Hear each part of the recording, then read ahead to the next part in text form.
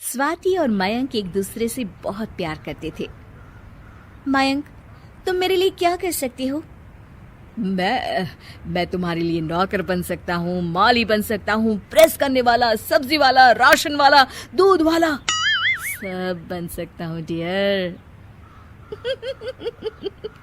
कहीं ऐसा ना हो इस वक्त तुम्हारी जुबान में सरस्वती बैठी हो और तुम्हें सच में बिजनेस छोड़ मेरे लिए ये सब करना पड़ जाए।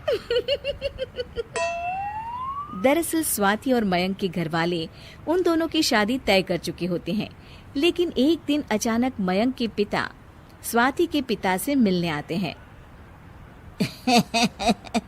वैसे बुरा न मानिएगा भाई साहब, लेकिन मेरे लड़के के लिए एक से बढ़कर एक रिश्ते आ रहे थे, लेकिन वो तो मयंक को आपकी बेटी पसंद है। स्वाति के पिता को ये बात बिल्कुल ठीक नहीं लगती है। वो इस बात पर भड़क जाते हैं और कहते हैं, ठीक है भाई साहब, ये भी करके देख लीजिए। मैं आपके मयंक से अच्छा लड़का अपनी बेटी के लिए 3 महीने में ले आऊंगा। आप लाकर दिखाओ, मेरी बेटी से अच्छी लड़की तो मानू। तो भाई अब जो दिल एक होने वाले थे, उनकी शादी में खतरे के बादल ना सिर्फ मंडरा रहे थे, बल्कि दोनों परिवार के बीच जोर जोर से बरस भी रहे थे। स्वाति गाना गाते हुए घर में घुसती है।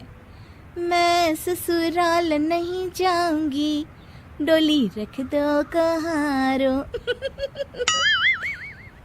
बिल्कुल ठीक कहा स्वाति, अब तेरे ससुराल से डोली नहीं आएगी। क्यों पापा, आप मुझे दहेज में मर्सिडीज दे रहे हैं जो मैं उस पर जाऊंगी? मर्सिडीज तो क्या बेटी, मैं उस घर वालों को बैलगाड़ी भी ना दूं। बैलगाड़ी? वाह पापा वाह। वैसे भी ना मेरे मयंक को दूध दही का बड़ा शौक है। कहीं जाना हुआ तो बैलगाड़ी में घूम लेंगे, नहीं तो रोज दूध दही। अरे बकलौल, बैलगाड़ी बैलगाड़ी। खैर, मैं भी किससे बात कर रहा हूँ।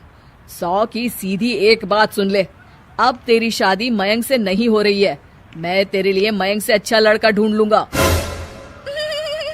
वो तो आप ढूंढ लोगे पापा, लेकिन क्या अच्छा लड़का मुझसे शादी करेगा? हे भगवान, इस बकलौल की तो शादी ही हो रही थी, यही बहुत था। मैंने भी पंगा ले लिया। दूसरी तरफ मयंक के पिता कहते हैं, बेटा मैंने ना तेरी शादी कैंसिल कर दी है। क्या? अरे पिताजी, ये कोई कैब बुक थोड़ी ना की थी, या मैंने पिज्जा ऑर्डर किया था जो आपने कैंसिल कर दिया। अरे बेटा, वो स्वाति के पापा बोल रहे थे कि वो तेरे जैसे निकम्मे से अपनी बेटी की शादी करने के लिए पूरे 1 लाख रुपए का दहेज लेंगे। हाँ तो सही कह रहे थे। फिर वो सोचकर पूछता है, क्या दहेज लेंगे? ये क्या बोल रहे हैं पापा आप? हाँ बेटा, मैं क्यों झूठ बोलूं।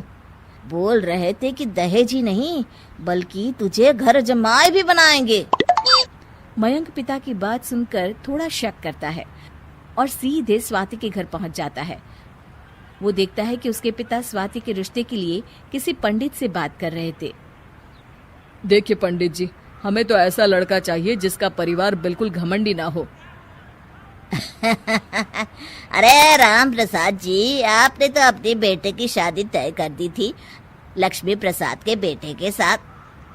हाँ कर तो दी थी, लेकिन उन लोगों में बहुत घमंड है और मैं सारी जिंदगी झुक कर नहीं रह सकता।